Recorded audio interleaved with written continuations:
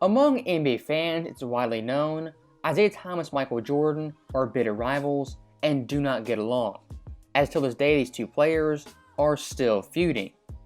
And when it comes to Isaiah Thomas in recent years, he's been a big proponent of LeBron James being the greatest player of all time. And looking at the NBA media, one of the biggest LeBron James fans is indeed Shannon Sharpe. I didn't either. Coach James did a number on them on Heat yesterday.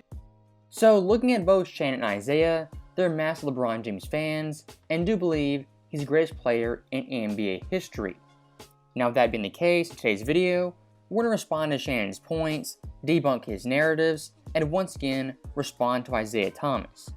So with that being said, let's get right into the video. Isaiah is old enough to remember, and what people get upset about, Isaiah said, Michael wasn't my competition. Larry, Kareem, Magic, we beat the brakes off Jordan. It wasn't until those guys got old and started to leave. Jordan won his title 1 year before Bird retired. Remember, Magic diagnosis came out in '91. Now, listening to Shannon talk right there, it's the same old talking points, the recycled narratives, they get repeated ad nauseum. When talking about Jordan's competition, the overall notion they got old, and that's why he beat him, is flat out false. Looking at the '91 Lakers who Jordan played in the finals, that year Magic Johnson was a runner-up to MVP only behind Jordan, and then 2 years prior had won back-to-back MVP awards.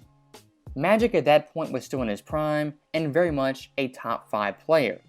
And looking at that Lakers team, they won 58 games and were a top 5 defense as well as offense. And when it comes to their overall roster and the starting players, they were far from old. Magic was 31, Worthy was 29, Perkins was 29, Vlade Divac was 22, and Byron Scott was also 29. Now, one thing you could say about that Lakers team is they didn't have Kareem, their Hall of Fame center. But adding some really important context, looking at LA's last championship in 1988, Kareem at that point was a very similar player to Vlade Divac in 1991. I'm not saying Vlade is greater than Kareem, but comparing those two players at that point in their careers, it's eerily similar. And staying in 91, looking at Detroit, at that point in time, they were the back-to-back defending world champions and still a top 5 defense. Isaiah Thomas, he was 29, Robin was 29, Dumars was 27, Mark Aguirre was 31, and Bill Laimbeer was 33. They were a very good, deep veteran team, but they were far from old. And one thing I do want to point out, looking at the Pistons and Lakers, heading into 91, they were favored to win the finals over Chicago.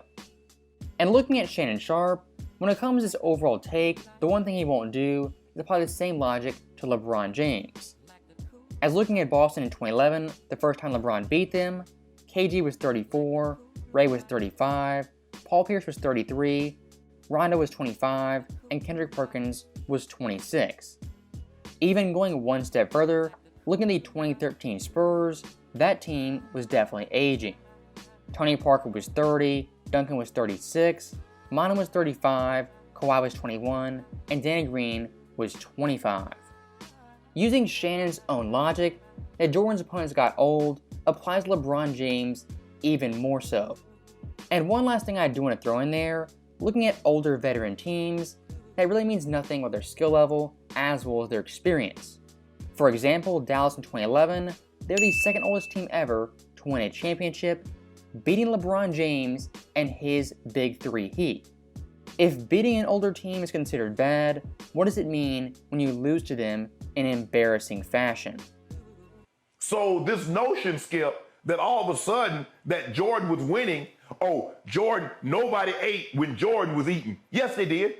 Magic Johnson got full. Larry Bird had a second and a third helping. Isaiah had 2 plates. So don't do that. Don't do that. Magic was at the buffet. Magic had a buffet, got 5 servings on Michael Jordan's watch. So let me step in real quick and correct Shannon. When looking at players in Jordan's era, when he entered the NBA in '85, Magic Johnson already had 2 rings, and Larry Bird also had 2. That's the first correction.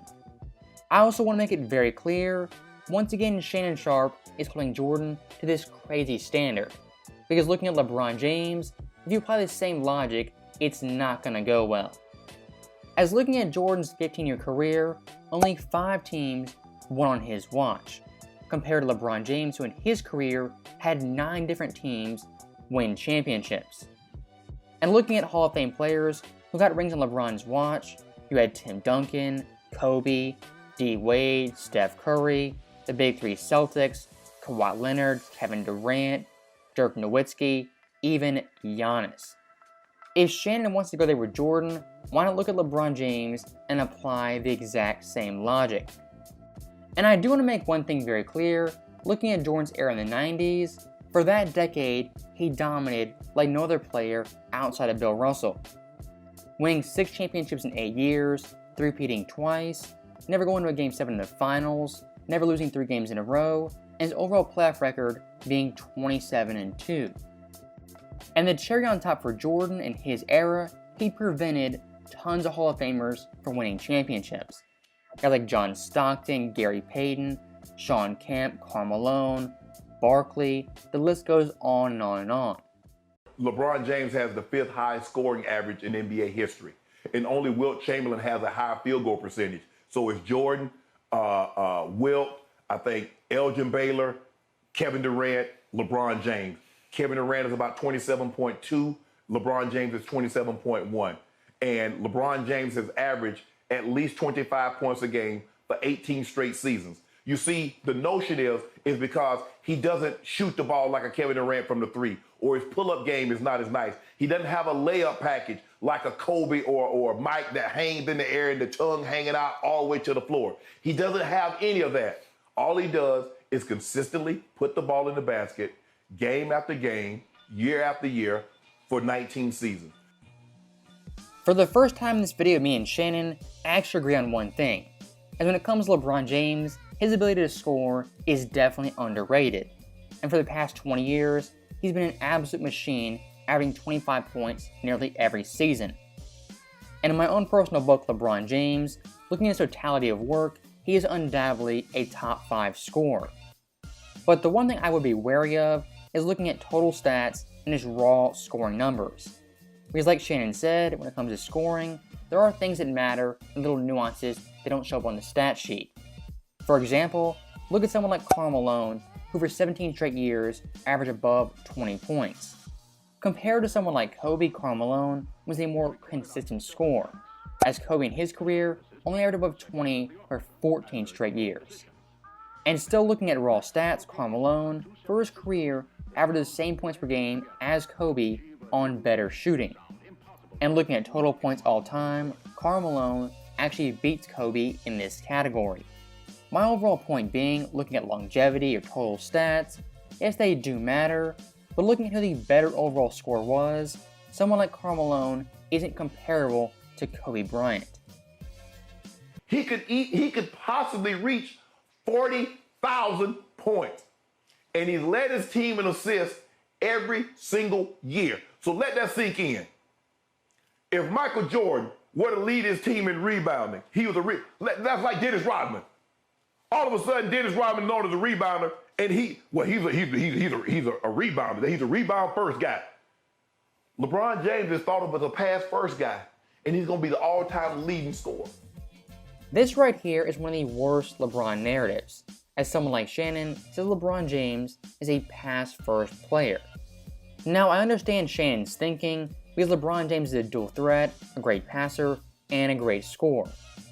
But looking at his scoring ability, for his career, he takes 19.6 shots per game and averages above 7 assists. When talking about a pass-first player, you look at someone like John Stockton, Magic, Jason Kidd, Mark Jackson, even Rajon Rondo. Those players are real pass-first players, and they very rarely average above 20 points per game. Once again for LeBron James, he's a great dual-threat talent. But his scoring ability is so great, he's far from a pass-first player. For example, look at someone like James Harden. In his career, he averages 16 shots per game, which is lower than LeBron James. And looking at prime Harden in Houston, he averaged 30 points per game, 7.7 assists, on 19.6 shots. Now remember, LeBron James for his career also averages 19.6 shots. Would anyone in their right mind say James Harden was a pass-first player in Houston? Absolutely not. The quote-unquote pass-first label is absolutely ludicrous and laughable when applied to LeBron James. LeBron has played greatly longer than anybody ever has. That doesn't equate to being the GOAT, because all I know is that Michael Jordan won 10 scoring titles to LeBron's 1. 10 But Skip, to 1. That was Michael's primary job, was a scorer. LeBron is asking, LeBron, I need you to give me 27, but I need you to grab me 8 boards and 8 rebounds. That's what Michael was never asked to do what LeBron is doing. He had Rodman, he had Cartwright, he had Bill Weddington. This right here is one of the worst Jordan narratives that is still alive and well, saying Jordan in his career was only asked to do one thing, which was score the basketball. Basically downplaying his overall game and how good a passer and defender he was. And I'm not going to take all day, but looking at Jordan's career, it's pretty easy to find out he was more than a scorer. In 1989, he averaged 8.0 assists, which was 10th in the NBA and first among shooting guards. Also during that year, for an 11-game stretch, had 10 triple-doubles while playing point guard and putting up 34 points per game. And looking at the playoffs in 91, he averaged 8.4 assists, which is second behind Magic, in the finals 11.4, which is the most ever for a non-point guard. And if you want to find an entire playoff run where Jordan did everything for his team, look at 1997. As during that run, he led his team in points, assists, steals, as well as blocks. And when it came to rebounds, he trailed Dennis Rodman by only 10. Think about that for 1 second. Michael Jordan, a 6'6" shooting guard who did everything for his team, trailed Dennis by only 10 boards. That right there alone kills Shannon Sharpe's argument. And one last thing I do want to debunk, comparing Jordan versus LeBron, Shannon Sharpe says LeBron was quote-unquote asked to do more than Michael Jordan. So with that being the case, let's look at both Jordan and LeBron in their first 4 championship runs. In Jordan's runs, he averaged 32 points, 6 boards, 6 assists, 2 steals on 49% shooting. Compared to LeBron James, who averaged 28 points, 10 boards, 7 assists, nearly 2 steals on 52% shooting. Comparing both these players, the biggest gap comes in scoring, where Jordan averages 5 more points per game. But the one glaring thing you will see is LeBron James only averaged 1 more assist than Michael Jordan, the quote-unquote score-first player who only had 1 job. Once again, these facts right here kill Shannon's argument and debunk one of the worst Jordan narratives. Now, with that last point being made, that is the end of the video. As always, thank you guys for watching, hope you enjoyed it. I'll see you guys next time.